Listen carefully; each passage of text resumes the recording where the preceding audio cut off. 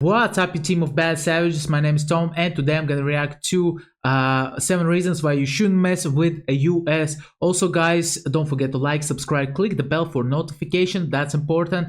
So let's jump in. A world where change is the only constant, one fact stands unshakable.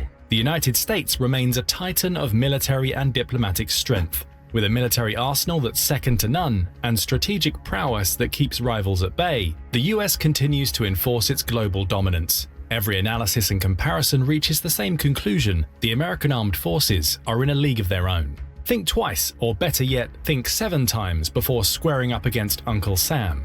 Ready to know why? Buckle up as we break down the 7 undeniable reasons why challenging the USA could be the biggest blunder an adversary could ever make. First reason is that US has the biggest military spend budget in the world. If you take the biggest countries, China, Russia, and all other countries together, they still don't catch USA army budget. First up, the nuclear triad. Since the infamous attack on Pearl Harbor, a day that will forever live in infamy, no foreign power has dared launch an attack on US soil. And here's a prime reason why: the formidable nuclear arsenal developed since 1945. The atomic bombings of Hiroshima and Nagasaki were not just displays of raw power, they were a clear signal of the US's readiness to use such force. Despite the ongoing debates over the morality of these actions, they established a precedent of strength and resolve. The Cold War era watched closely, with the Soviet Union ultimately deciding that the stakes were too high to challenge such firepower directly. Since then, the sophistication and lethality of the US nuclear systems have increased exponentially. In 1952, it exploded its first hydrogen bomb, which was over 1,000 times more potent than the uranium bombs it had used in 1945. Soon, the United States developed the ability to do more than destroy enemy cities. It could destroy entire nations and possibly the entire world. Indeed, Robert Oppenheimer proved quite prescient when he quoted the immortal line of Hindu scripture, "Now I am become death, the destroyer of worlds." Today, the United States has 5,550 nuclear warheads. That is the second highest total in the world, a bit behind the Russian number of 6,257, but more than enough for its deterrent and, heaven forbid, offensive needs. Well, hopefully it won't happen, because nuclear weapons are used as the holding weapon to not start like a global war. But nowadays we are very close to like World War III. Hopefully it won't happen, but the things what happen in Ukraine, you know, the escalation, it brings us to it's a crisis. Literally, there's a crisis nowadays. But I hope we will get through it, and after like 20, 40 years, we're gonna remember it, you know, 20, 30 years, we're gonna remember it, and we're gonna say, oh, remember back then, it was so close to World War III, man. The trouble was that the Soviet Union developed its powerful arsenal to counter the American one. Therefore, the next step was to create second strike capability. In other words, the ability to hit back with devastatingly destructive force even after a strike on the US using nuclear weapons. The basis for this capability is what's known as the nuclear triad. The arsenal is built on 3 planks: land-based missiles, nuclear submarines with launch capability, and bombers laden with nuclear weapons. The idea is to make it nearly impossible for an enemy to destroy all of the American nuclear capabilities in a preemptive strike. That would allow it to strike any country that would dare launch a nuclear attack on the United States. This is how it works. The land-based missiles are maintained in hardened silos that can withstand just about anything but a direct nuclear hit. This is the most immediately reactive element of the American nuclear arsenal, built on up to 440 Minuteman III missiles that are ready to go 24 hours a day. Those powerful solid-fueled ICBMs carry 3 MIRVs, each containing up to 335 kilotons, with a range of 8,000 miles and a circular error probability of 725 to 925 feet. Each MIRV can hit a different target, so think of it as more like 3 missiles than 1. Wow. Each silo is 160 feet deep and protected by 3 to 4 feet of reinforced concrete. And as well protected as those sites are, they are the most vulnerable part of the triad. America's enemies know precisely where these silos are located, since most were built back in the 1960s. The nuclear bomber fleet is far more challenging to hit. It consists of 46 B-52H Stratofortress and 20 B-2A Spirit aircraft. They immediately take off and doggedly pursue their targets, The B-2A Spirit is complicated to intercept because of its stealth capability. The other two legs of the nuclear triad are essential, but the atomic submarine component is arguably the most crucial element in maintaining US deterrence. The fleet of submarines is constantly moving, and it would be almost impossible for the enemy to locate and destroy. It's made up of 14 Ohio-class ballistic missile submarines. Each can carry up to 20 submarine-launched UGM-133A Trident II ballistic missiles, with a range of 4,600 miles each. They come equipped with MIRVs that are accurate within 90 meters. The subs have two crew sets, blue and gold. They alternate operating them and ensure the second strike capability is constantly safeguarded. It seems operationally impossible to launch a nuclear attack on the United States without suffering a devastating counterattack. Most countries will be rendered helpless by this array of atomic assets. Even China, with its 500 operational nuclear warheads, would struggle to land a devastating blow on the US. The only country with comparable capabilities is Russia. Therefore, in that case, the United States depends on the principle of mutually assured destruction, with its chilling acronym MAD. The idea here is that if Russia tries to land a devastating blow on the United States, it will suffer untold destruction itself. This deterrence system is not foolproof, and there have been a few close calls historically, but there have been no all-out wars with nuclear powers since. MAD is one of the main reasons for that. Taking on the US nuclear triad is nothing less than a suicide mission. Next on deck, the unrivaled US Navy. When it comes to sheer dominance on the high seas, no other branch of the US Armed Forces holds a candle to the Navy. Apologies to the Army, Air Force and Marines, but the facts speak for themselves. The Navy is in a league of its own. With unparalleled firepower and an unmatched global reach, the Navy ensures that the United States maintains control over the world's oceans like no other nation. Ready to dive into the details? Let's set sail and explore just how deep this dominance runs. The US Navy has 293 deployable combat vessels and around 4,012 operational aircraft. It Also, let's not forget that US Navy can carry aircraft, and this is like a double combination altogether, you know, because basically you don't need airfields, you just can go somewhere where is water, right, where is open waterways, just park your like aircraft carrier and send aircraft to bombard the enemy, you know. It's such a cheat, I'm telling you. Has 322,322 personnel on active duty. The Navy's raw tonnage is over 4.5 million. In 2009, that cargo was more than the 13 closest navies combined. Wow. Its dominance over rivals now is not as comprehensive, but it has more than double the tonnage of Russia, its nearest competitor. China has more vessels than the US, but that's because its navy is mainly made up of light coastal crafts. It's divided into 7 fleets, each of which can operate independently. This allows the US to project global force and, if necessary, fight a war on multiple fronts.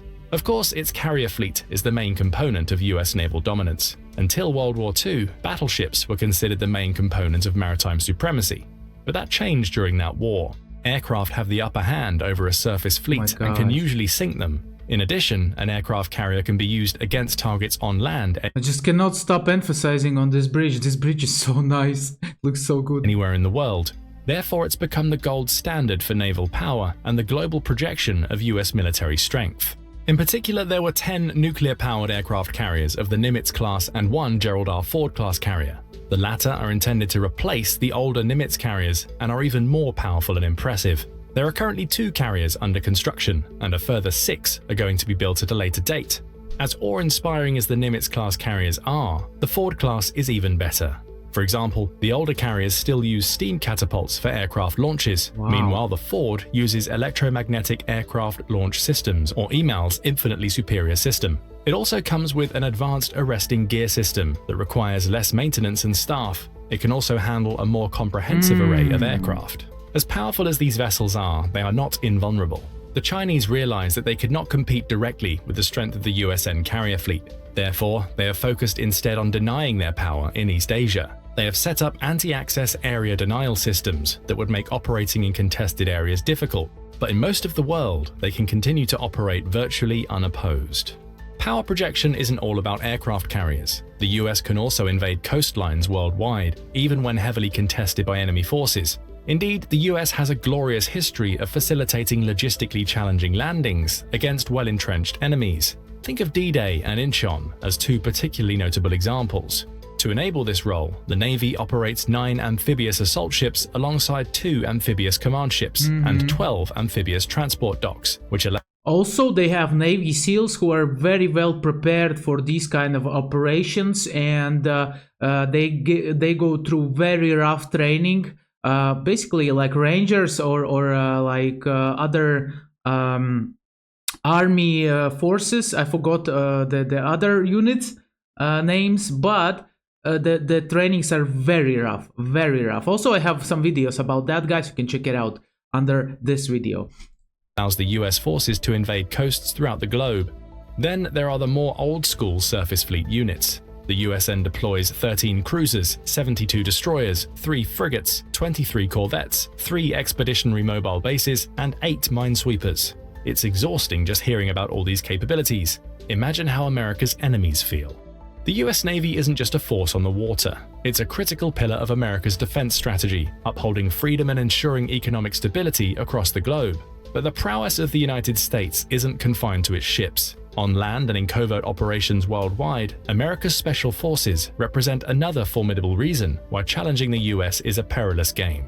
These elite warriors are reason number 3 to think twice about crossing Uncle Sam.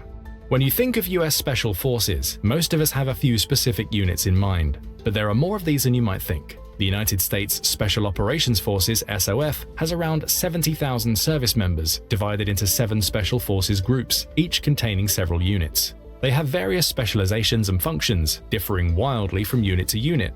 The best known are the various high-level commando units such as the Green Berets and Navy SEALs. What they all share is a specialization in which they particularly excel. However, not all special units are high-level combat units. For example, the Special Forces have several units specializing in the Psychological Operations Group, commonly known as PSYOP units. The 528th Sustainment Brigade specializes in supporting high-level operations under challenging conditions. However, the best-known units and the pride of the US military are their Tier 4 units. These are the Army's 1st Special Forces Operational Detachment, Delta Force, the Navy's Naval Special Warfare Development Group, usually called SEAL Team 6, the Air Force's 24th Special Tactics Squadron, and the Army's Intelligence Support Activity Unit. Because of the complexity. Guys, I just want to also mention how that US Special Forces took out Osama bin Laden back in the day. It was like, 10 years after the terrorism, what happened on September 11, right? But they still found him. And they got into the foreign country and they took him out like professionals. Guys, I have a video about that also, check it out. Of their operations, service members in the Special Forces tend to be a bit different from your run-of-the-mill G.I. Joe. According to the US Special Forces Handbook, the average member of one of these units is married and has at least 2 kids, is at least 29 years old if they're enlisted, and at least 34 years old if they're officers, has 8 years of experience in the military, receives cultural and language training, has attended multiple advanced tactical schools, is well educated and likely to have a college degree, is a thinking athlete engaging in water polo, track, wrestling or football, and enjoys games that require problem solving, like chess.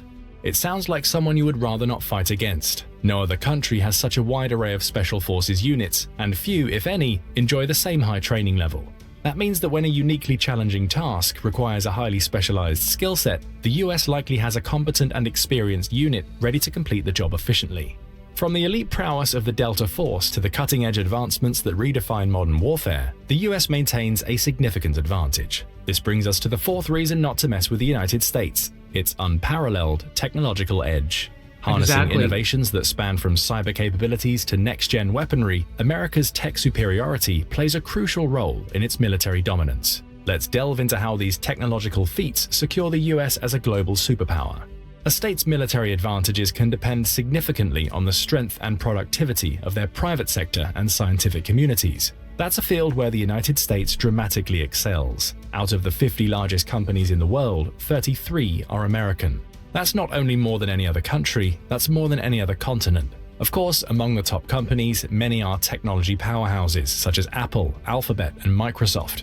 Another component that feeds research is education. And of course, American higher education is dominant. It has 56 universities in the top 200, more than any other country. Harvard, Princeton, MIT, and Yale are often at the top.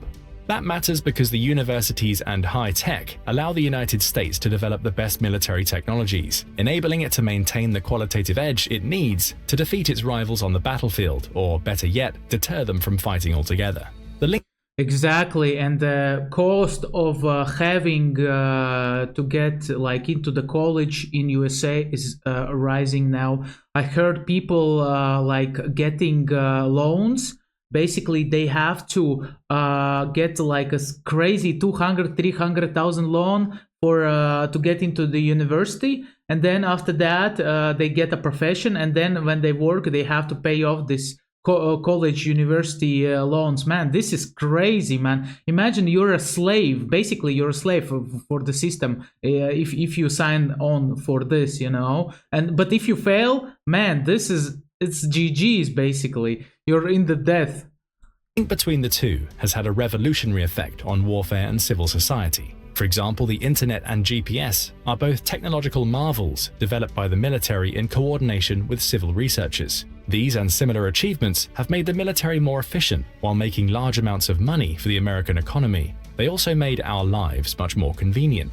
A comprehensive list of the technological wonders regularly fielded by the armed services would require a much longer video, but they have all come together to revolutionize the way the United States fights wars and further cements its position as the most significant military power the world has ever seen.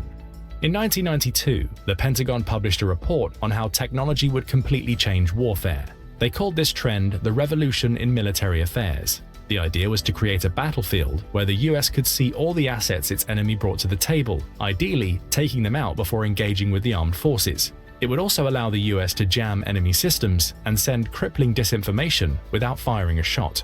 While the integration of information technology into the US military has not been perfect, significant advances have set it far ahead of its competitors. The Joint All-Domain Command and Control Program is the main effort to do so. It's designed to automate processing optical, infrared, radar, and other data observed by all armed forces branches. General Mark A. Milley, the 20th chairman of the Joint Chiefs of Staff, recently said, "You can see an ability to hit at range that has never existed before." Those two facts, just those two alone, indicate that we are fundamentally changing the character of war. Yeah. Therefore, Milley believes that soon there will be robots fighting. I'm telling you guys, soon we will have robots on the battlefield, tanks that controlled by robots. Because why not? Why to pay human lives if you can use robots, you know, for that? Just put in the artificial intelligence, etc., you know, put these dogs, you know, robot dogs, put the guns on the top with the six the guns who spin and shoot, spit the bullets out, and they're gonna run very quick and they're gonna shoot, man. They're gonna be so mobile, man. That's gonna be I think it's gonna be next step in a army development, in war development. You could have entire tank units without crews, or entire squadrons of airplanes without pilots, or ships or carrier strike groups without sailors. Those who can master these technologies, he says, will have a decisive advantage in the next conflict. Exactly, While it cannot afford to become complacent due to its private sector and educational advantages, the US remains ahead in the main fields of the technology revolution. Those include, according to the 2022 Congressional Research Service report, emerging military technologies, artificial intelligence, lethal autonomous weapons, hypersonic weapons, direct energy weapons, biotechnology, and quantum technology. Perhaps the most exciting recent developments have been in the field of AI. Luckily for the US, most leading actors in this space, Google, Microsoft, OpenAI, and NVIDIA, are all American companies. A great example of the use of new technology is the Replicator program, using the best American technology to create an army of thousands of cheap and expendable AI-enabled autonomous vehicles by 2026. Deputy Secretary of Defense Kathleen Hicks said, "Imagine distributed pods of self-propelled ADA2 systems afloat, powered by the sun and other virtually limitless resources packed with sensors aplenty, enough to give us new reliable sources of information in near real time. Imagine fleets of ground-based ADA2 systems delivering novel logistics support, scouting ahead to keep troops safe, or securing DoD infrastructure. Meanwhile, machine learning will make mechanical failures increasingly rare and perhaps eliminate them. AI's predictive powers can help identify most mechanical failures hours before they occur, and that ability will improve. After all, war machines are useless if they can't be kept reliably in the field. The sweeping technological advances brought about by the revolution in military affairs have not only made the US military smarter and more efficient, but also significantly harder to detect and devastatingly precise in its strikes. As America continues to lead in resources and technological development, these capabilities are only expected to grow. But what really sets the US apart on the global stage? Let's zoom into the skies and examine America's unrivaled aerial supremacy, a cornerstone of its status as a superpower. It has far greater power in the air than its rival. It can rule the skies. That's for sure. That's always been the goal of the United States, and it's one they have often achieved on the battlefield. Exactly. Imagine like striking the enemy without having a contact with them. Basically, we had artillery before that, right? Back in the day when the airplanes were not developed. Then airplanes came into the action. So in the Second World War, we saw a lot of before the attack, there was a plane bombardment. Basically, there was a lot of planes dropping bombs, right? And then the attack was starting, and artillery shots, planes, and then attack start. So. Basically, planes are game changer, that's for sure. Wright brothers, the guys who invented the planes, they would be shocked because back in the day, people were thinking that they are crazy, Always people who are like ahead of their time, they look crazy in the eyes of others, and that's normal, guys. Air Force defines air superiority as that degree of control of the air by one force that permits the conduct of its operations at a given time and place without prohibitive interference from air and missile threats. In these cases, the enemy can fly but faces inferiority throughout the front. Meanwhile, air supremacy is a case of that degree of control of the air wherein the opposing force is incapable of effective interference within the operational area using air and missile threats. The US is taking measures and planning procurement to assure its ability to attain superiority and perhaps even supremacy. The Air Force is replacing its good, reliable F-16 Fighting Falcons with the F-35 Lightning II, arguably the greatest fighter ever built. They are supplementing that with 72 new F-15EX Super Eagle fighters and working on the Next Generation Air Dominance NGAD fighter. Meanwhile, the Air Force is not neglecting its bombing capabilities either. It's buying 100 new B-21 Raider bombers. To support these operations, it's also bringing the new KC-46 Pegasus tankers into service and developing a stealthy tanker to refuel planes in the most adverse and dangerous conditions. The F-35 is set to lead American air supremacy well into the future. The power with which it operates has left veteran pilots in absolute shock. After his first test flight, one said, "It's like an 800-pound gorilla sitting on your chest." Man. Another said that because of all the pressure, pilots come out looking like they're 100 years old.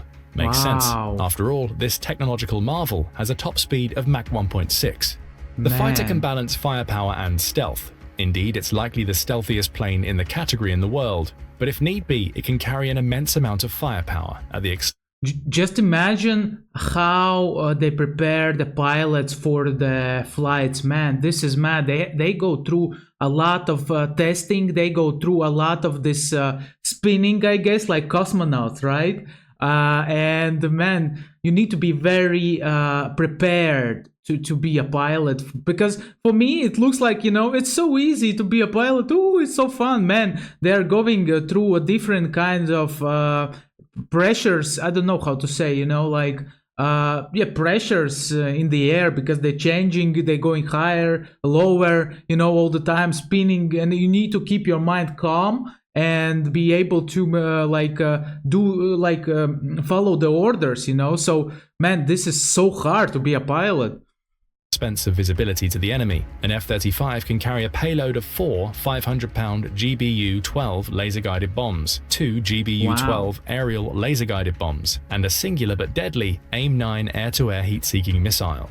Pilots understandably call this flying beast mode. The jet also has unparalleled sensor capabilities. It looks awesome. It looks awesome, yeah.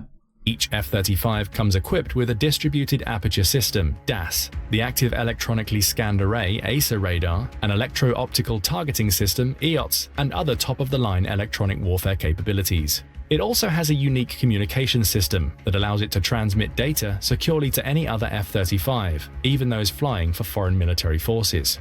America's main geopolitical rivals have developed their fifth-generation fighters, which they hope will be able to compete with the F-35. However, the consensus is that they have failed to achieve this goal. The Russian Su-57 and Chinese Chengdu J-20 are not in the same league.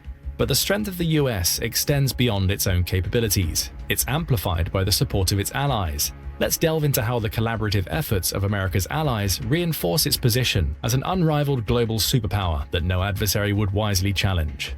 The United States has the most powerful military in the world. It's strong enough to accomplish most missions necessary for defending the homeland and securing its interests. The United States does not need to act alone. It has loyal allies worldwide. The most critical and consequential alliance the United States relies on is NATO. Created in 1949 to counter growing threats from the Soviet Union, it has since blossomed into an international organization working for democracy and global stability. It has, for example, worked together to fight the long and brutal war in Afghanistan. NATO is easily the most powerful military alliance in the world. It has around 3.39 million active military personnel, about 3 times as many as the Russian military. Together, they boast 22,308 aircraft, 2,258 military ships. NATO also has a powerful and well-coordinated bureaucracy and general staff. They have helped make the diverse militaries of NATO members compatible and harmonized to work together with the most significant efficiency level. Indeed, the military services of some of its close allies are designed to cooperate with the United States. That's how seriously they take their alliance with America.